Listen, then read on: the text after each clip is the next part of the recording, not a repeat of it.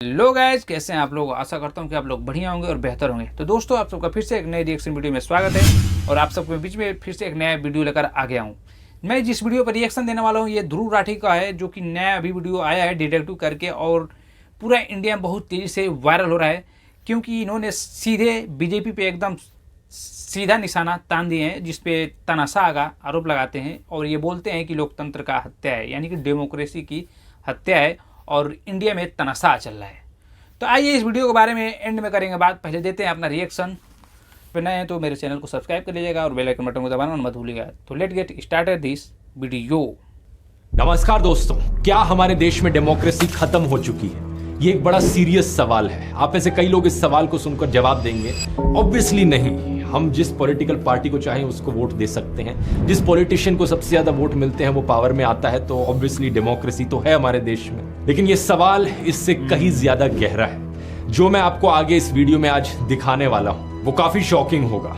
इस वीडियो को देखने के बाद आप सोचने पर मजबूर हो जाओगे, इस सवाल का वाकई में सही जवाब क्या है। हालांकि अगर आप इस टाइप के लोगों में से हो जो प्रधानमंत्री मोदी को अपना भगवान मानते हैं, वो भगवान है हमारे, हम उनकी पूजा करते हैं। प्राइम मिनिस्टर मोदी वो हमारे लिए एक अवतार है, वो एक साधारण मनुष्य नहीं है। प्रधानमंत्री इस देश के भगवान विष्णु का अवतार है। या फिर आप इस टाइप के लोगों में से हो जिन्हें लगता है कि मोदी जी ने किया है तो कुछ सोचकर ही किया होगा। आप अपना दिल ऑलरेडी मोदी जी को दे चुके हो। मोदी हमारा पति, हमारा भाई, हमारा बाप, हमारा गुरु है। आप सब बोलिए, क्यों आपको लगता है कि मोदी जो और योगी जी वो विकास दे पाएंगे जो और कोई नहीं दे? हम उनके पर दिल दे बैठे हैं। ऐसे केस में आपके लिए मुश्किल हो सकता है अपनी आंखें खोलकर सच हजम करना, लेकिन बाकी सब लोगों के लिए, अगर आप सही मायनों में देश की परवाह करते हो तो आज का ये वीडियो बहुत बहुत जरूरी है। बात यहाँ किसी एक इंसिडेंट की नहीं है, बल्कि ढेर सारे ऐसे इंसिडेंट्स की है जो एक के बाद एक होए जा रहे हैं पिछले कुछ महीनों से, पिछले कुछ सालों से।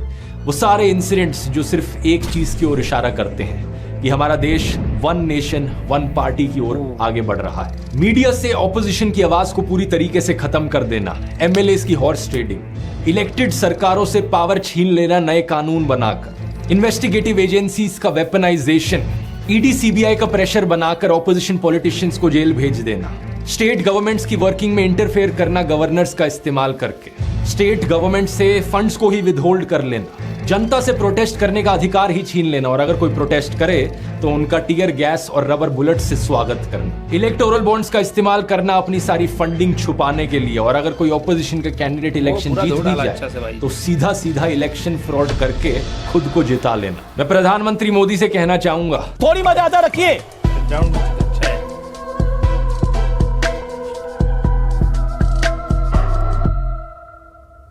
डेमोक्रेसी के ऊपर डिस्कशन करने से पहले दोस्तों हमें यह जानना जरूरी है कि डेमोक्रेसी एक्चुअली में होती क्या चीज है। बेसिक कॉन्सेप्ट है, लेकिन ज्यादातर लोगों को इस कॉन्सेप्ट पर बहुत भारी मिसअंडरस्टैंडिंग रहती है। कुछ लोगों को लगता है कि अगर देश में रेगुलरली इलेक्शंस हो रही हैं और आप वोट डालने जा सकते हो तो इसका मतलब देश एक डेमोक्रेटिक देश है। लेकिन पता है क्या, इलेक्शंस तो नॉर्थ कोरिया में भी होती है। मजाक नहीं कर रहा, रेगुलर इलेक्शंस होती है नॉर्थ कोरिया में। 100% वोटर टर्नआउट भी देखने को मिलता है उन इलेक्शंस में। लेकिन बस फर्क यह है कि अगर आप सरकार के द्वारा चुने गए ऑफिशियल कैंडिडेट के लिए वोट नहीं डालोगे तो आपको एंटी नेशनल कंसिडर किया जाता है, आपकी जॉब छीन ली जा सकती है, आपका घर छीन लिया जा सकता है। और बात अगर यहां सिर्फ डेमोक्रेसी शब्द की है तो नॉर्थ कोरिया देश का जो ऑफिशियल नाम है, डेमोक्रेसी शब्द तो उसमें भी आता है। नॉर्थ कोरिया को डीपीआरके करके पुकारा जाता है उनकी सरकार के द्वारा, Democratic People's Republic of Korea.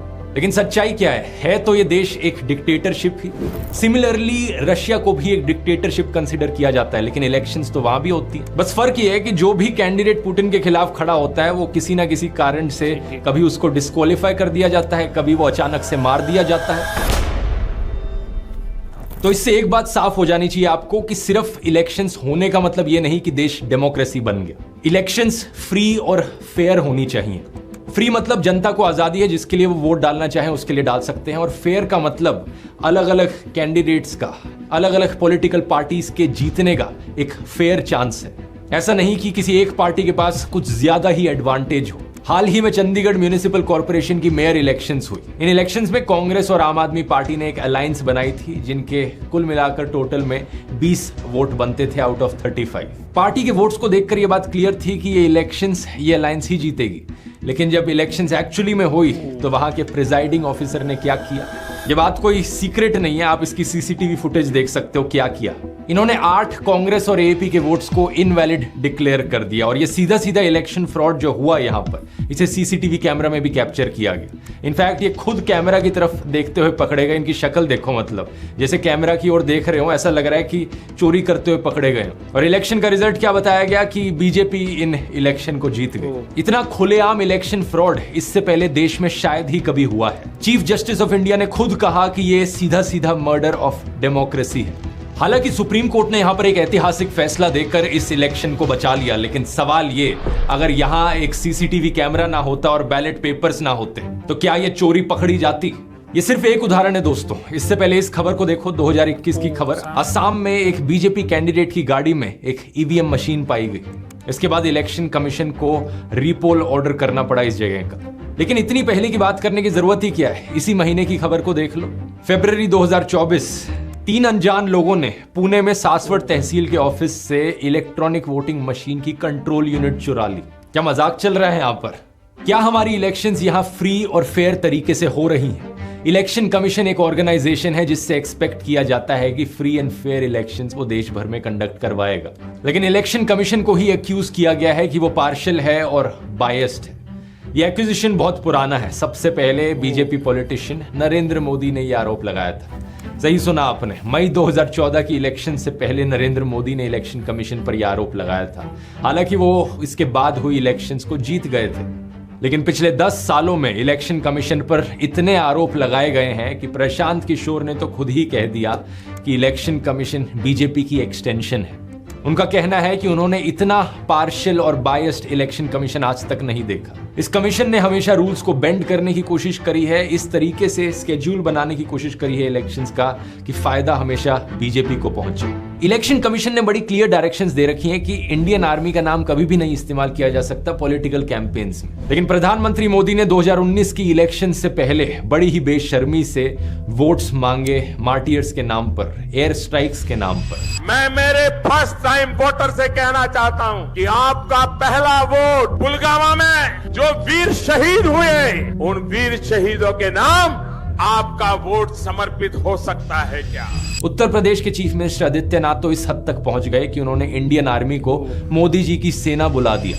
और मोदी जी की सेना आतंकवादियों को गोली और गोला देती है।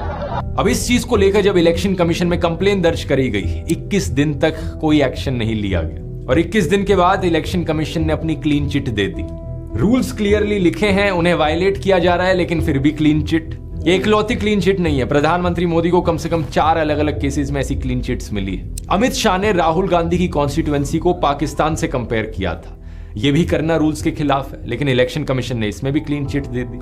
कुल मिलाकर 7 ऐसे केसेस हैं जिसमें मोदी और शाह को क्लीन चिट मिली हुई है। एनडीटीवी ने उस वक्त यह भी रिपोर्ट किया था कि 3 इलेक्शन कमिश्नर्स में से एक इलेक्शन कमिश्नर ने डिसेंटिंग राय अपनाई इन 7 में से 5 केसेस में। यानी एक इलेक्शन कमिश्नर ऐसे थे जिनका मानना था कि यहां क्लीन चिट नहीं मिलनी चाहिए। बाद में पता चला कि इन इलेक्शन कमिश्नर का नाम था अशोक लवासा। पता है इनके साथ आगे जाकर क्या हुआ? इनकी पत्नी, बेटे, बेटी, बहन सभी को सरकारी एजेंसियों के नोटिस आ गए। सिटीजन कमीशन ऑन इलेक्शंस ने अपनी रिपोर्ट में बताया कि अशोक लवासा को धीरे से इलेक्शन कमीशन से बाहर कर दिया। जरा सोचिए, ये एक इलेक्शन कमिश्नर के बारे में बात हो रही है। ये एक डेमोक्रेसी है या डिक्टेटरशिप? डेमोक्रेसी के अंदर separation of powers, independence of institutions एक ऐसी चीज है जिसके बारे में आपने स्कूल में पढ़ा होगा। हमारे सुप्रीम कोर्ट ने एक आदेश दिया था इलेक्शन कमीशन का इंडिपेंडेंस बनाए रखने के लिए कि जो चीफ इलेक्शन कमिश्नर है और बाकी इलेक्शन कमिश्नर्स हैं, उनकी अपॉइंटमेंट 3 मेंबर कमिटी के द्वारा करी जाएगी, जिसमें एक प्राइम मिनिस्टर होंगे,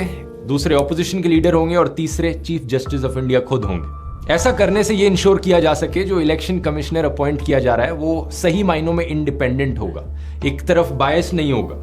लेकिन कुछ ही महीने पहले सरकार एक नया लॉ लेकर आई जिसमें सरकार ने कहा कि इस कमिटी से चीफ जस्टिस ऑफ इंडिया को हटाओ, हम अपना ही एक मिनिस्टर और रखेंगे इस कमिटी में। तो 3 मेंबर की कमिटी में अब 2 लोग सरकार के खुद ही हो गए जो इलेक्शन कमिश्नर को अपॉइंट करेंगे। अगर बीजेपी की नीयत साफ है तो फिर ऐसा कानून क्यों बनाया गया? क्यों सरकार यहां पर इलेक्शन कमिश्नर के अपॉइंटमेंट को भी कंट्रोल करना चाहती है? इस चीज को बाद में सुप्रीम कोर्ट में चैलेंज किया गया था, लेकिन सुप्रीम कोर्ट ने यहां कोई एक्शन नहीं लिया, ये कहते हुए कि सेपरेशन ऑफ पावर्स है। अगर सरकार एक कानून बना रही है तो सुप्रीम कोर्ट उसे इस तरीके से स्ट्राइक डाउन नहीं करना चाहता। आज के दिन इलेक्शन कमीशन ने इस चीज पर भी एक लिमिट लगाई हुई है कि एक एमएलए इलेक्शन और एक एमपी इलेक्शन में कितना पैसा खर्च किया जा सकता है। एमपी इलेक्शन में लिमिट 95 लाख रुपीस पर है। बीजेपी ने 437 सीट्स पर चुनाव लड़ा था, तो पार्टी की जो टोटल स्पेंडिंग है वो 415 करोड़ से ज्यादा नहीं होनी चाहिए थी। लेकिन कितना पैसा इन्होंने खर्च किया, इलेक्शन कमीशन की वेबसाइट पर लिखा हुआ है 1264 करोड़ रुपीस कैसे अलाउ किया इलेक्शन कमीशन ने। सेंटर फॉर मीडिया स्टडीज ने तो यह भी एस्टिमेट किया था कि बीजेपी ने पिछली इलेक्शंस में 27,000 करोड़ रुपए खर्च किए थे, जो कि 45% ऑफ द टोटल एक्सपेंडिचर था। आज के दिन का भी अगर आप डेटा देखोगे, 16,000 करोड़ रुपए की इलेक्टोरल बॉन्ड्स बेची गई हैं। इन 16,000 करोड़ रुपए में से 10,000 करोड़ से ज्यादा बीजेपी के पास गए, 1,500 करोड़ कांग्रेस के पास और 800 करोड़ टीएमसी के पास। ये सारे अमाउंट्स इलेक्शन की स्पेंडिंग लिमिट से ज्यादा है। बीजेपी लीडर उमा भारती ने एक बार कहा था, इलेक्शंस एक चॉइस है बैड और वर्स के बीच में, जो कि बात सही है। लेकिन सोचकर देखो, अगर कोई समाज सेवी जिसने अपनी जिंदगी निकाल दी लोगों की सेवा में, वो इलेक्शन लड़ने के लिए 90 लाख कहां से ला पाएगा? अपनी हवा अपनी लहर कैसे चला पाएगा? स्पेशली जब दूसरी तरफ पार्टी के पास हजारों करोड़ रुपए हों। प्रॉब्लम यहां सिर्फ इलेक्शंस की नहीं है। अगर किसी ऑपोजिशन पार्टी की सरकार बन भी जाती है तो भी उस सरकार को गिरा दिया जाता है। यहां पर अनगिनत बार एलिगेशंस लगे हैं हॉर्स ट्रेडिंग के बीजेपी पर। बार बार ये कहा गया लोगों के द्वारा कि बीजेपी एमएलएस को एक रिजॉर्ट में लेकर जाती है और उन एमएलएस का मुंह बंद कर देती है पैसे ठूस कर। क्या ये हॉर्स ट्रेडिंग के एलिगेशंस सच्चे हैं? मैं तो नहीं बता सकता, क्योंकि मैं तो उस रिजॉर्ट के अंदर झांक कर देखता नहीं हूं।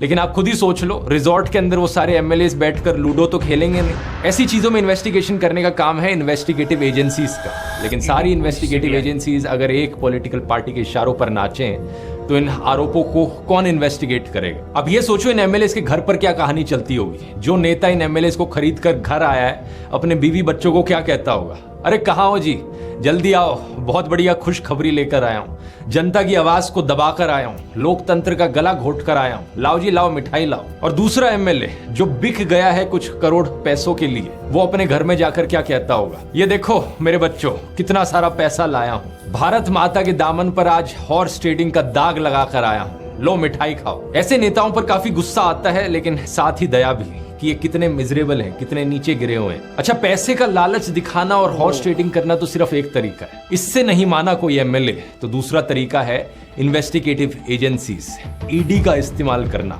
ईडी की वेपनाइजेशन। पिछले साल 14 पॉलिटिकल पार्टीज ने सुप्रीम कोर्ट में कंप्लेन करी थी कि कैसे सरकार सीबीआई और ईडी का इस्तेमाल कर रही है ऑपोजिशन लीडर्स के खिलाफ। उन्होंने बताया कि 3,000 से ज्यादा रेड्स करी है इन्होंने पॉलिटिकल लीडर्स पर। 2014 से अगर कंपेयर करो तो 4 गुना का जंप देखने को मिला है ईडी केसेस में जो पॉलिटिशियंस के खिलाफ चल रहे हैं, और 95% केसेस सिर्फ ऑपोजिशन पार्टीज के खिलाफ। ईडी ने जवाब में कहा कि हमारा कन्विक्शन रेट बड़ा हाई है, 96% का कन्विक्शन रेट है, क्योंकि 25 केसेस के ट्रायल्स कंप्लीट हो चुके हैं और 24 केसेस में कन्विक्शन देखने को मिला। लेकिन सच्चाई पता है क्या है? 2005 से लेकर आज तक टोटल में 5,900 से ज्यादा केसेस रजिस्टर किए हैं ईडी ने।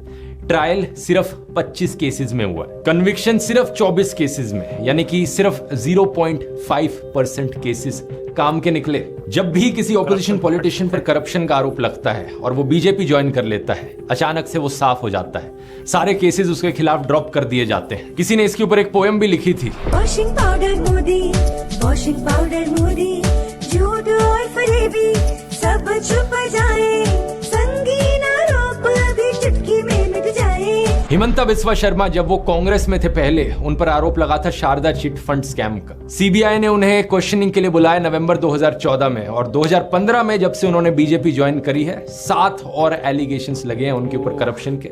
एक आरोप है कि एक लैंड का स्कैम हुआ है, एक आरोप है कि वो सिल्क और मुगा इंडस्ट्री का सिंडिकेट चला रहे हैं। लेकिन जब से बीजेपी इन्होंने ज्वाइन करी, कोई इन्वेस्टिगेशन नहीं हो रही इनके ऊपर। वैसे पॉलिटिशियंस की लिस्ट बहुत लंबी है जो बीजेपी वॉशिंग मशीन के अंदर घुसे हैं। शुभेंदु अधिकारी, जितेंद्र तिवारी, नारायण राणे, येडियुरप्पा, प्रवीण दारेकर, हार्दिक पटेल, अजित पवार, इनमें से कई नेताओं को लेकर तो प्रधानमंत्री नरेंद्र मोदी बड़े बड़े भाषण दिया करते थे कि ये देखो कितना भ्रष्टाचारी है, एनसीपी का मतलब है नेचुरली करप्ट पार्टी, इन्हें वोट मत देना कभी। लेकिन इन सभी लीडर्स ने जैसे ही बीजेपी ज्वाइन किया, सारी इन्वेस्टिगेशन रुक गई, सारे करप्शन स्कैम्स इनके भुला दिए गए। बीजेपी लीडर अटल बिहारी वाजपेयी ने एक बार कहा था, जहां सत्ता पाने के लिए भ्रष्टाचारियों का साथ लेना पड़े, ऐसी सत्ता को मैं चिमटे से छूना भी पसंद नहीं करता। अगर सत्ता हाथ में आती है तो मैं ऐसी सत्ता को चिमटे से भी छूना पसंद करूंगा। लेकिन वो जमाना ही कुछ और था। वो बीजेपी और आज की बीजेपी जो है, इसमें जमीन आसमान का अंतर है। आज जब नितिन गडकरी से सवाल किया जाता है मोदी के वॉशिंग पाउडर को लेकर, तो वो भी हंसते हंसते जवाब देते हैं कि बीजेपी का साबुन इको फ्रेंडली साबुन है। चुनाव में जीतना इंपॉर्टेंट होता है और जो जीता वही सिकंदर होता है। बीजेपी वाला जो साबुन है वो सबको साफ कर दे रहा है वॉशिंग मशीन। इको फ्रेंडली साबुन है। आप किसकी बात से ज्यादा सहमत हो, आज के नितिन गडकरी जी या पहले के अटल बिहारी वाजपेयी जी? कमेंट्स में लिख के बताना। पैसे का लालच और ईडी के प्रेशर के बाद भी अगर कोई ऑपोजिशन पॉलिटिशियन बीजेपी को ज्वाइन नहीं करता तो उनके खिलाफ जो कार्रवाई है वो चलती रहती है और कई केसेस में उन्हें बिना कॉन्विक्ट किए जेल में डाल दिया जाता है और कई महीनों तक वो जेल में पड़े रहते हैं। आम आदमी पार्टी के एमपी राघव चड्ढा ने बताया कि अगर मनीष सिसोदिया, सत्येंद्र जैन, अभिषेक बैनर्जी, संजय राउत, फारूक अब्दुल्ला, तेजस्वी यादव ये बीजेपी ज्वाइन कर लेना, ईडी और सीबीआई जितने भी केसेस इनके खिलाफ चला रही है वो सारे बंद हो जाएंगे इमीडिएटली और मनीष सिसोदिया और सत्येंद्र जैन को जो जेल में डाल रखा है वो तुरंत जेल से बाहर आ जाएंगे। अब कॉन्विक्शन के बाद किसी को सजा काटने के लिए जेल में डाला जाए वो अलग बात है, लेकिन यहाँ पर कॉन्विक्ट प्रूफ करने से पहले ही ऑपोजिशन पॉलिटिशियंस को जेल भेजा जा रहा है। सबसे खराब बात तो यह है कि जिन स्टेट्स में ऑपोजिशन की सरकारें एग्जिस्ट करती हैं वहां पर उन्हें काम भी नहीं करने दिया जाता। एक नहीं, दो नहीं, बल्कि बहुत सारी अलग अलग स्टेट्स ने बार बार ये आरोप लगाया है मोदी सरकार के ऊपर कि गवर्नर्स का इस्तेमाल करके हमारे डे टू डे अफेयर्स में इंटरफेरेंस करी जा रही है, हमारे कामों पर रोक लगाई जा रही है। वेस्ट बंगाल की सरकार ने ऐसा कहा, बार बार वेस्ट बंगाल के गवर्नर पर यह ब्लेम गया। तमिलनाडु की सरकार ने ऐसा कहा, दिल्ली की सरकार ने ऐसा कहा, केरला की सरकार ने ऐसा कहा। पिछले साल केरला की सरकार ने तो यह तक आरोप लगाया था कि जो हम बिल पास करते हैं हमारे गवर्नर उस पर 2-2 साल तक बैठे रहते हैं, उन बिल्स को अप्रूव ही नहीं होने देते। इस बात को लेकर केरला स्टेट ने सुप्रीम कोर्ट में कंप्लेन भी करी और सुप्रीम कोर्ट ने कहा कि गवर्नर्स इस तरीके से बिल्स पर बैठ नहीं सकते, ये चीज अनकॉन्स्टिट्यूशनल है। दिल्ली में एलजी वर्सेस दिल्ली सरकार के बीच में जो इशू चला है उसके बारे में तो आप कई साल से सुनते आ रहे होंगे। सीएम केजरीवाल ने बार बार कहा है पिछले कई सालों में कि हमें काम नहीं करने दिया जा रहा, एलजी हमारे काम के बीच में इंटरफेरेंस करते हैं। इस बात को लेकर दिल्ली सरकार भी सुप्रीम कोर्ट गई थी और सुप्रीम कोर्ट ने उनके फेवर में डिसीजन भी सुनाया था। सुप्रीम कोर्ट ने वहां पर भी कहा था कि एलजी को इस तरीके से इंटरफेरेंस नहीं करनी चाहिए, असली पावर चुनी गई सरकार के हाथ में। लेकिन सेंट्रल गवर्नमेंट ने क्या किया सुप्रीम कोर्ट के इस फैसले के बाद? वो एक नया कानून ले आए दिल्ली सरकार की पावर्स को छीनने के लिए। GNCTD, government of national capital territory of Delhi amendment act 2023। इसका इस्तेमाल करके मोदी सरकार ने कई सारी पावर्स जो दिल्ली सरकार के पास थी उन्हें ट्रांसफर कर दिया एलजी के पास। हमने अस्पताल बदले थे, अस्पताल शानदार बना दिए, सारी दवाइयों का सबका इंतजाम किया। इन्होंने अफसरों के ऊपर उनकी हाथ मरोड़ के उन दवाइयां बंद करा दी। इन्होंने टेस्ट बंद करा दिए। मोहल्ला क्लिनिक में 3 महीने तक पिछले साल मोहल्ला क्लिनिक में टेस्ट नहीं हो पाए। इन्होंने पेमेंट रोक दी लेबोरेटरीज की। इतने गंदे और इतने घटिया लोग हैं ये लोग। एक दिन एक ऑर्डर पास करके इन्होंने दिल्ली के सारे सरकारी अस्पतालों के डेटा एंट्री ऑपरेटर हटा दिए। अब अस्पताल के अंदर रजिस्ट्रेशन करने वाला कोई नहीं बचा। अरे करना क्या चाहते हो? दिल्ली के लोगों को मारना चाहते हो क्या? जरा खुद ही सोचकर देखो दोस्तों, आप अगर आप एक मोदी फैन हो तो एक सेकंड के लिए उस ख्याल को अपने दिमाग से निकाल दो और सच्चे दिल से अपने आप से पूछकर देखो, अगर प्रधानमंत्री मोदी को सही में देश की चिंता होती, देशवासियों की चिंता होती, तो क्या वो ऐसी हरकतें करते? अब आप में से कुछ लोग सोचोगे कि यार पक्का मुझे किसी ऑपोजिशन पार्टी ने फंड किया होगा इस वीडियो को बनाने के लिए, लेकिन सच बता रहा हूं किसी पॉलिटिकल पार्टी ने मुझे फंड नहीं किया। मैं जो आपको इस वीडियो में दिखा रहा हूं वो असलियत है देश की। अगर आपको सही में देश की चिंता है तो आपकी आंखें खुल जानी चाहिए इन चीजों को देखकर। न्यूज लॉन्ड्री की 2 दिन पहले की इन्वेस्टिगेशन ने बताया कि ईडी का इस्तेमाल सिर्फ बाकी पार्टीज के खिलाफ नहीं किया जा रहा है बल्कि देश में कंपनीज के खिलाफ भी किया जा रहा है। कम से कम 23 ऐसी कंपनीज जिन्होंने आज तक बीजेपी को कोई पैसा नहीं डोनेट किया था, उनके ऊपर सेंट्रल एजेंसीज की रेड होती है और एक पैटर्न देखने को मिलता है। रेड के बाद वो कंपनीज करोड़ों रुपए डोनेट करती हैं बीजेपी को। टोटल में 335 करोड़ रुपए इन कंपनीज ने बीजेपी को डोनेट किए जिन पर आईटी या ईडी की रेड पड़ी थी। तो क्या यहाँ पर इन कंपनीज को धमकाकर उनसे पैसा भी एक्सटॉर्ट किया जा रहा है? क्या हमारी इलेक्शंस फ्री और फेयर तरीके से हो रही हैं? यहाँ मीडिया का भी एक बड़ा इंपॉर्टेंट रोल आता है। फेयर इलेक्शंस का मतलब है कि रूलिंग पार्टी के पॉलिटिशियंस और ऑपोजिशन के पॉलिटिशियंस दोनों को अपनी बात रखने का मौका दिया जाएगा, दोनों को मोर और लेस इक्वल कवरेज मिलेगी मीडिया पर। लेकिन हमारे मीडिया में क्या देखने को मिल रहा है? दिन रात 2400 घंटे सिर्फ सरकार की तारीफ करी जाती है, रूलिंग पार्टी की तारीफ करी जाती है, उन्हीं की ही चीजें सुनाई जाती है। देश की हर माँ ये चाहती है कि उसका बेटा प्रधानमंत्री मोदी जैसा बने और हर बेटा भी खुद को नरेंद्र मोदी से जोड़कर देखना चाहता है। मोदी जी के पास हर चीज का सॉल्यूशन है। पीएम मोदी जैसा कोई नहीं। मोदी ने न्यू इंडिया बनाया है। PM number 1। ऑपोजिशन पार्टीज चाहे पूरी की पूरी भारत जोड़ो यात्रा निकाल लें या अपनी प्रॉमिसेस जनता के सामने करें। एक समय हुआ करता था देश में जब दूरदर्शन पर रूलिंग पार्टी और ऑपोजिशन पार्टी के पॉलिटिशियंस इलेक्शन की डिबेट करते थे न्यूज चैनल पर साथ में बैठकर। दोनों को अपनी बात रखने का अधिकार था। क्या आज के दिन दूरदर्शन ऐसा कर सकता है? आज तो बीजेपी स्पोक्स पर्सन को बोलने की भी जरूरत नहीं पड़ती क्योंकि टीवी एंकर्स खुद बीजेपी स्पोक्स पर्सन बने बैठे हैं। जनता के बिहाफ पर सरकार से सवाल करने की जगह वो सरकार को ही डिफेंड करते हैं और इतना डिफेंड करते हैं कि वो बढ़ती बेरोजगारी के लिए युवाओं को जिम्मेदार ठहराना भी शुरू कर देंगे। और अगर आपने इलेक्शंस में किसी ऑपोजिशन पार्टी को जिता दिया तो जनता को ही गालियां देना शुरू कर देंगे। और जनता ने राष्ट्रीय मुद्दों और बीजेपी को नकार दिया। जब हम वोट डालेंगे तो वोट इस चीज पर डालेंगे कि मुफ्त में कौन कौन सी चीज कहां पर लगी हुई है। एनडीटीवी आखिरी टीवी चैनल था जो हिम्मत करता था सरकार से सवाल करने की। अल्टीमेटली उसे भी प्रधानमंत्री मोदी के दोस्त गौतम अडानी ने खरीद ली। आज के दिन टीवी न्यूज का पूरी तरीके से अंतिम संस्कार हो चुका है देश में। सरकार जनता के पैसे से एडवर्टाइजमेंट के नाम पर इन टीवी चैनल्स को बहुत सारा पैसा देती है और ये टीवी चैनल्स जनता की ही आवाज को दबाने का काम करते हैं। अगर असली खबरें आप तक पहुंचे ही ना तो क्या आप फ्री और फेयर तरीके से डिसाइड कर पाओगे किसे वोट देना है? 77 दिन तक मणिपुर जलता रहा। टीवी चैनल्स पर कोई स्पेशल रिपोर्ट नहीं की गई। रिसेंटली सीएजी ने 12 रिपोर्ट्स प्रेजेंट करी थी जिसमें ढेर सारी इरेगुलरिटीज देखने को मिली और करप्शन के इंस्टेंसेस देखने को मिले सरकारी डिपार्टमेंट्स और मिनिस्ट्रीज में। आयुष्मान भारत स्कीम में 9 लाख से ज्यादा लोग सिर्फ 3 मोबाइल नंबर्स का इस्तेमाल कर रहे थे। करोड़ों रुपए स्पेंड किए गए 3400 पेशेंट्स की ट्रीटमेंट पर जिन्हें ऑलरेडी मुर्दा घोषित कर दिया गया था। जब सीएजी की तरफ से ये रिपोर्ट सामने आई तो सीएजी के ऑफिसर्स का उठाकर ट्रांसफर कर दिया सरकार ने। क्या आपने खबर टीवी चैनल्स पर सुनी? नहीं सुनी होगी। कैसे पहुंचेगी आप? अच्छा, दूसरी मिसअंडरस्टैंडिंग लोगों की रहती है कि लोग डेमोक्रेसी को मेजॉरिटेरियनिज्म से कंफ्यूज कर देते हैं। इमेजिन करो आप एक गाड़ी में बैठकर जा रहे हो 5 लोगों के साथ। एक बंदा उस गाड़ी में बैठा कहता है कि मुझे बहुत तेज म्यूजिक सुनना है, लाउड म्यूजिक चलाओ। वो अपने दोस्त और ड्राइवर को कन्विंस कर लेता है कि हाँ भाई लाउड म्यूजिक बजना चाहिए गाड़ी में। लेकिन आप ट्रैवल कर रहे हो अपने पिता के साथ जिन्हें हार्ट की प्रॉब्लम है। आप कहते हो कि नहीं, लाउड म्यूजिक नहीं बजना चाहिए। वो बंदा कहता है ठीक है, डेमोक्रेसी है, चलो वोट करते हैं। और 3 लोग वोट करते हैं कि लाउड म्यूजिक बजना चाहिए। आप और आपके पापा 2 लोग कहते हो कि नहीं बजना चाहिए। मेजॉरिटी ने वोट किया कि लाउड म्यूजिक बजना चाहिए। डेमोक्रेसी है, इसका मतलब गाड़ी में तेज तेज लाउड म्यूजिक बजेगा। क्या ये सही मायनों में डेमोक्रेसी है? नहीं, ये स्टुपिडिटी है।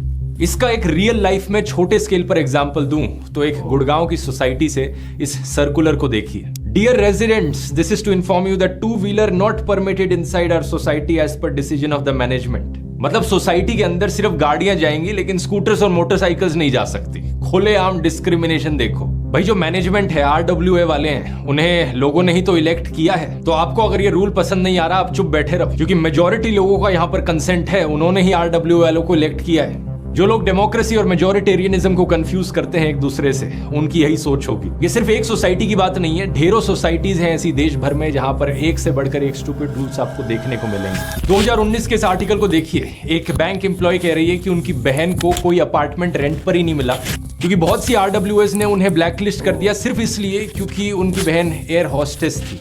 कुछ सोसाइटीज कहती हैं कि हम एयर हॉस्टेस को अपार्टमेंट रेंट पर नहीं दे सकते अपनी सोसाइटी में क्योंकि उनके ऑड टाइमिंग्स होते हैं। अक्सर ये RWAs जो चाहे वो उठपटांग रूल बना देते हैं। जैसे नोएडा की कुछ सोसाइटीज में एंट्री और एग्जिट फीस लगाई गई है कि आप हमारी सोसाइटी में एक अपार्टमेंट रेंट करना चाहते हो तो उसकी एक एंट्री फीस देनी पड़ेगी और जो रेंट आप लैंडलॉर्ड को पे कर रहे हो वो तो वैसे ही पे करोगे, लेकिन और जब छोड़कर जाओगे हमारी सोसाइटी, अब एक एग्जिट फीस भी है। देश में लोकल लेवल पर जो मेजॉरिटेरियनिज्म देखने को मिलता है, ये RWAs उसका सबसे अच्छा उदाहरण है। वैसे यहाँ डेमोक्रेसी और मेजॉरिटेरियनिज्म की बात करते हुए एक ऑडियो बुक मैं आपको रेकमेंड करना चाहूंगा कुकू FM पर, फैशिज्म एंड डेमोक्रेसी। ये जॉर्ज ऑरवेल की बुक अडेप्शन है जो आपको बहुत ही सिंपल भाषा में हिंदी में समझाती है कि डिक्टेटरशिप्स क्या होती है। कुकू FM को नहीं जानते, एक बढ़िया ऑडियो लर्निंग का प्लेटफॉर्म जहां पर आपको ढेर सारी ऑडियो बुक सुनने को मिलेंगी अलग अलग टॉपिक्स पर, चाहे वो हिस्ट्री हो, ज्योग्राफी हो, पॉलिटिक्स हो या फिक्शन हो। आपने अगर अभी तक डाउनलोड करके नहीं देखा है जरूर ट्राई करके देखिए। इसका लिंक नीचे डिस्क्रिप्शन में मिल जाएगा और उसी लिंक में एक स्पेशल 50% ऑफ का कूपन कोड भी मिलेगा।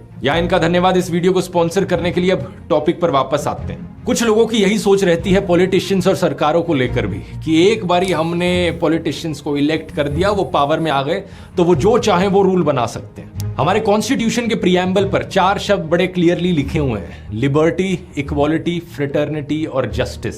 ये 4 शब्द डेमोक्रेसी के कॉर्नरस्टोन्स हैं। इनफैक्ट डॉक्टर अंबेडकर तो एक स्टेप और आगे चले गए थे। उन्होंने कहा था कि ये 4 शब्द जिंदगी की प्रिंसिपल्स हैं। तो मेजॉरिटी वोट का मतलब ये नहीं कि आप किसी के नेचुरल राइट्स छीन सकते हो, डिस्क्रिमिनेशन कर सकते हो और नॉनसेंस रूल्स बना सकते हो। यही रीजन है कि सरकार के द्वारा लिए गए कुछ फैसलों को हम कह सकते हैं कि वो डेमोक्रेसी के खिलाफ है। सुप्रीम कोर्ट की भाषा में वो अनकॉन्स्टिट्यूशनल है। जैसे कि अभी कुछ ही दिन पहले सुप्रीम कोर्ट ने इलेक्टोरल बॉन्ड्स की स्कीम को स्ट्राइक डाउन किया, उसे अनकॉन्स्टिट्यूशनल बताते हुए। कोर्ट ने कहा कि सरकार ने आर्बिट्ररी रूल बनाया था।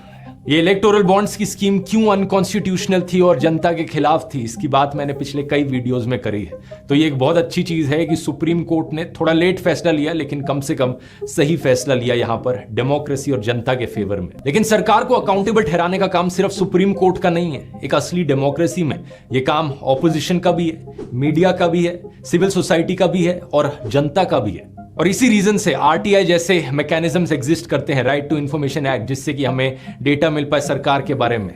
सेम रीजन की वजह से मीडिया को 4th पिलर ऑफ डेमोक्रेसी कहा जाता है कि वो सरकार को अकाउंटेबल ठहराएगा। लेकिन आज के दिन की हालत क्या है? टिल डेट प्रधानमंत्री मोदी ने 0 प्रेस कॉन्फ्रेंसेस करी हैं जहां पर अनस्क्रिप्टेड सवाल उनसे पूछे गए हों। अकाउंटेबिलिटी बिल्कुल 0 है। प्रेस कॉन्फ्रेंस तो छोड़ो, एक अनस्क्रिप्टेड सवाल तक सुनने की हिम्मत नहीं है उनमें। जब मनमोहन सिंह जी प्रधानमंत्री थे, उन्होंने कम से कम 117 बार प्रेस कॉन्फ्रेंसेस करी थी या प्रेस को एड्रेस किया था। हमारे देश में जब आखिरी बारी प्रॉपर प्रेस कॉन्फ्रेंस करी गई थी प्रधानमंत्री के द्वारा, उस दिन को 10 साल से ज्यादा हो चुके हैं। उस आखिरी प्रेस कॉन्फ्रेंस में 62 अनस्क्रिप्टेड क्वेश्चंस पूछे गए थे प्रधानमंत्री मनमोहन सिंह से और 100 से ज्यादा जर्नलिस्ट मौजूद थे। एक सच्ची डेमोक्रेसी में यही अकाउंटेबिलिटी रीजन है जिसकी वजह से पब्लिक को भी प्रोटेस्ट करने का अधिकार दिया जाता है। अगर हमारे देश के द्वारा चुने गए मैनेजर्स आरटीआई के सामने अकाउंटेबिलिटी में इंटरेस्टेड नहीं है, मीडिया के सामने अकाउंटेबिलिटी नहीं दे सकते, तो जनता के सामने तो उन्हें अकाउंटेबिलिटी देनी पड़ेगी। इसका एक पॉजिटिव एग्जांपल हाल ही में यूपी में देखने को मिला, जब उत्तर प्रदेश की सरकार ने एक बड़ा ही अजीबोगरीब अनडेमोक्रेटिक रूल बनाया। उन्होंने कहा कि कोचिंग सेंटर्स के लिए गाइडलाइंस हैं कि वो लड़कियों के लिए क्लासेस रात के 8 बजे के बाद ना कंडक्ट करें। अगर वो करेंगे तो उनके खिलाफ एक्शन लिया जाएगा। और सरकार ने अपनी तरफ से क्या जस्टिफिकेशन दिया? ये लड़कियों की सेफ्टी के लिए किया जा रहा है। लेकिन क्या इस बात में कोई सेंस है? लड़कियों को जिनसे खतरा है उनको कंट्रोल करने की बजाय आप लड़कियों को पिंजरों में डाल रहे हो। बहुत सी सोशल एक्टिविस्ट जैसे कि माला भंडारी ने इसके खिलाफ प्रोटेस्ट किया, इन रूल्स के खिलाफ, और प्रोटेस्ट के बाद यूपी गवर्नमेंट ने इस बैन को वापस भी ले लिया। ये छोटा सा इंसिडेंट दिखाता है कि जनता की क्या ताकत है एक डेमोक्रेसी में। लेकिन अगर लोगों से प्रोटेस्ट करने का अधिकार ही छीन लिया जाए तो? हाल ही में जब किसान दोबारा से उतरे सड़कों पर प्रोटेस्ट करने के लिए, तो सरकार ने नोकीली कीलों के साथ उनका स्वागत किया। कुछ जगहों पर सड़कों की खुदाई कर दी गई, सड़कों को कंप्लीटली ब्लॉक करने के लिए। फिर किसानों के ऊपर रबर बुलेट्स चलाई गई, उनके ऊपर टीयर गैस फेंकी गई, वो भी ड्रोन्स का इस्तेमाल करके, मानो ये कोई वॉर जोन हो। जो फोटोज थी बॉर्डर की क्रॉसिंग की, ऐसा लग रहा था कि देश का ये बॉर्डर हो चाइना के साथ। वहां भी इस तरीके से इंतजाम नहीं किए होते। और खबरों में अब रिपोर्ट किया जा रहा है कि कम से कम 3 किसान अंधे हो गए पुलिस के द्वारा चलाई गई इन रबर बुलेट्स की वजह से। इस प्रोटेस्ट के पीछे क्या कारण है, किसानों की क्या मांगे हैं, इसकी बात एक सेपरेट वीडियो में करेंगे। लेकिन अभी के लिए इस बात से फर्क नहीं पड़ता। पॉइंट यहां पर यह है कि एक पीसफुली प्रोटेस्ट करने वाले आम इंसान को सरकार इस तरीके से ट्रीट करे, क्या यह सही है? इससे पहले रेसलर्स प्रोटेस्ट हुआ, वहां भी वही बर्ताव देखा गया पुलिस का। पिछले फार्मर प्रोटेस्ट में भी यही देखा गया। कितने ही किसानों की जानें गई उस प्रोटेस्ट के दौरान। 2021 के इस आर्टिकल के अनुसार कम से कम 600 किसान मारे गए थे उन पिछले फार्मर्स प्रोटेस्ट में। और ये तो वो प्रोटेस्ट है जिनकी बात आपको खबरों में थोड़ी सुनने को मिल जाती है, क्योंकि एक लिमिट से ज्यादा बड़े हो गए हैं प्रोटेस्ट। इसके अलावा जो ज्यादातर प्रोटेस्ट देखने को मिले हैं पिछले सालों में, उनकी तो कभी खबरों में बात तक ही नहीं करी गई। क्या आप जानते थे 240 दिन से ज्यादा लंबे चले कश्मीरी पंडित के प्रोटेस्ट के बारे में? या सरकारी एम्प्लॉइज जो ओल्ड पेंशन स्कीम को लेकर प्रोटेस्ट कर रहे हैं? या 400 दिन लंबा चल रहा प्रोटेस्ट हिसार में दूरदर्शन केंद्र के क्लोजिंग के खिलाफ? या पिछले साल हुआ डॉक्टर्स का प्रोटेस्ट? या अनएम्प्लॉयड यूथ का प्रोटेस्ट? ये मत समझना कि आपका यहां पर कुछ लेना देना नहीं है क्योंकि आप इन प्रोटेस्ट में भाग नहीं ले रहे, क्योंकि कल को अगर आपके साथ कुछ भी अन्याय होता है, सरकार कोई भी ऐसा फैसला ले लेती है जो आपके खिलाफ जाता हो, और आप अपनी आवाज उठाने के लिए प्रोटेस्ट करने निकलते हैं, तो क्या लगता है आपको आपको ऐसे ट्रीट नहीं किया जाएगा जैसे इन किसानों को आज ट्रीट किया जा रहा है। आपको स्पेशल हो क्या? अगर सरकार सभी प्रोटेस्टर्स को इसी तरीके से ट्रीट कर रही है तो आपको कोई स्पेशल प्रिविलेज नहीं मिलेगी। अब ये सवाल जो मैंने आपसे वीडियो के शुरू में पूछा था, मैं दोबारा पूछना चाहूंगा, क्या डेमोक्रेसी आज के दिन देश में अभी भी जिंदा है? आपका जवाब इसको लेकर कुछ भी हो, लेकिन एक चीज तो पक्की है, अगर हालात इसी तरीके से बिगड़ते रहे तो ज्यादा समय नहीं लगेगा नॉर्थ कोरिया और रशिया के लेवल तक गिरने में, जहां डेमोक्रेसी नाम में तो जरूर होगी, इलेक्शंस भी कराई जाएंगे, लेकिन असल मायनों में डेमोक्रेसी का अंतिम संस्कार हो चुका हो। बहुत बहुत धन्यवाद। आपको बता दें दोस्तों कि इंदिरा गांधी के कार्यकाल में, समझ रहे हैं, इंदिरा गांधी के कार्यकाल में आपातकाल लगा था, जो कि इंदिरा गांधी के कार्यकाल, जब इंदिरा गांधी भारत की प्रधानमंत्री हुआ करती थी, उस टाइम कांग्रेस के सरकार ने लगाया था। और ये ध्रुव राठी जी बात कर रहे हैं 2014 में, मतलब नरेंद्र मोदी की तरफ से फर्स्ट लगा था, ऐसा नहीं है। ये बिल्कुल थोड़ा सा उनको वहाँ पे थोड़ा सा इंक्वायरी करना चाहिए था। उसके बाद दूसरा बात आपको ये बता दें कि आप बोलते हैं ईडी, और ये क्या बोलते हैं कि मतलब विपक्षी पार्टी के लिए ईडी जाती है, और तो जाहिर सी बात है क्यों नहीं जाएगी।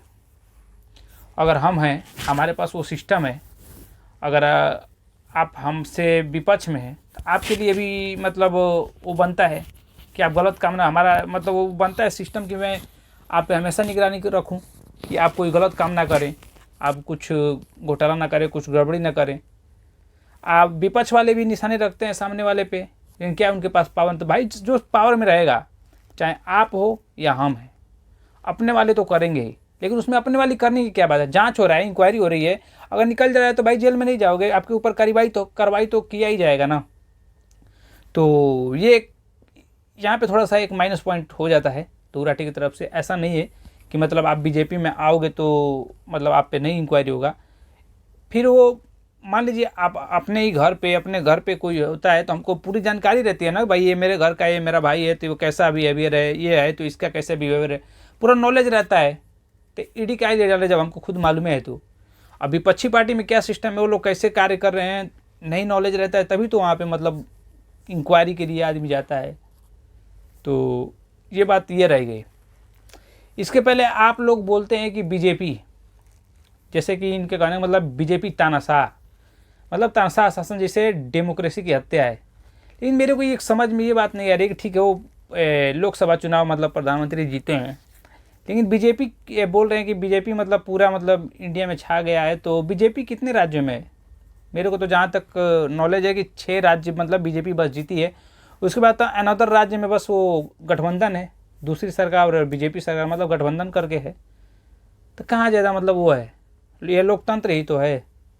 उसके बाद आप जो एक और बता दें कि ध्रुव राठी जो आप विदेश में रह के जो आप इतने ईजी तरीके से जो आपने बताया कि कोरिया में भी इलेक्शन होते हैं, फिर उसके बाद ये पुतिन जो बताए हो आपकी पुतिन मतलब यहाँ पे रूस में भी, रसिया में भी इलेक्शन होते हैं लेकिन आप जिस हिसाब से आप इंडिया पे जैसे मतलब इंडिया का प्राइम मिनिस्टर का आलोचना किए हैं, उस हिसाब से अगर कोरिया में कर दें या मतलब वो क्या बोलते हैं रूस के हिसाब से कर दें किसी प्रधानमंत्री के ऊपर, अगर आप ऐसे डायरेक्ट निशाना साध दें, तो फिर जैसे आप इंडिया पे नरेंद्र मोदी पे आलोचना करके जो कि बीजेपी पार्टी को, जो कि इंडिया की मतलब नंबर 1 पार्टी है, उस पर ऐसे मतलब आप आरोप लगा देते हैं और फिर दूसरे दिन चले जाते हैं ब्लॉग बनाने।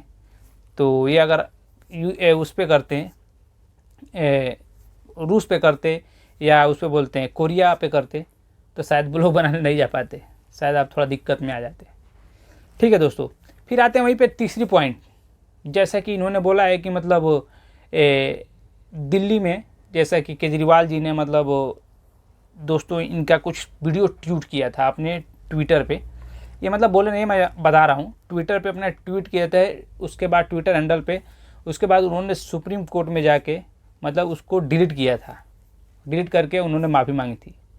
तो ध्रुव राठी जी आप इतने मतलब सही हैं और इतने मतलब ठीक है, ये नहीं बोल रहा हूँ कि आप सही हैं, आपको कौन स्क्रिप्ट लिख कर दिया है, ऐसा कोई दिक्कत नहीं है। लेकिन अगर आप रेडी रहते मतलब वो मतलब आम आदमी का पार्टी अगर आपसे कोई लेन देन नहीं रहता तो वो आपका वीडियो ट्वीट क्यों करते हैं, ट्वीट करने के बाद वो डिलीट क्यों कर देते हैं। चलिए आपसे कोई संबंध नहीं है, लेकिन वो मतलब अगर आप वो वीडियो सही है तो डिलीट करने का कोई मकसद नहीं बनता है ना, फिर उसके बाद वो माफ़ी मांगते हैं। दोस्तों क्या है ना कि मतलब इनका जो वीडियो है बहुत तेज़ी से वायरल इसलिए हो रहा है क्योंकि अभी सामने आने वाला इलेक्शन, आई नो अभी किसान ये प्रदर्शन कर रहे हैं जैसा कि आप लोग देख रहे हैं, तो पूरा जम के भाजपा का विरोध हो रहा है। उसके बाद ऊपर से ये राहुल गांधी की मतलब गठबंधन चल रही है, इंडिया अलायंस जो बन रहा है, मतलब गठबंधन जिस बीच में टूट भी गया था और हालांकि बहुत राज्य के नेता ने एक्सेप्ट नहीं किया है। तो इनका ये जो वीडियो था, मतलब दोस्तों वीडियो लंबा हो जाएगा इस टॉपिक पे ज़्यादा बात करके, जितना बताया उतना आप भी थोड़ा सा जाकर इंक्वायरी कीजिएगा। मैं भी ये कहूँगा कि दूर हटे जगह वीडियो तो मतलब बेस्ट होता है, नॉलेज भी बहुत ज़्यादा है, लेकिन थोड़ा सा मतलब जो स्क्रिप्ट मतलब इनको मिला है शायद इन्होंने उस पर इंक्वायरी नहीं किया, थोड़ा देखा नहीं, लेकिन सही है दोस्तों, कोई बात नहीं है। मतलब बहुत ज़्यादा तेज़ी से ये वीडियो वायरल हो रहा है और बहुत लोग इसे मतलब देख रहे हैं और ये वीडियो ट्रेंड में चल रहा है। तो मैं भी सोचा क्यों नहीं इस पर रिएक्शन दे जाऊँ, अपना ओपिनियन रखा जाऊँ। तो दोस्तों ये था मेरा आज का इतना ही ओपिनियन, और इस वीडियो को यहीं पे करेंगे एंड, और फिर मिलेंगे अगले नेक्स्ट वीडियो में।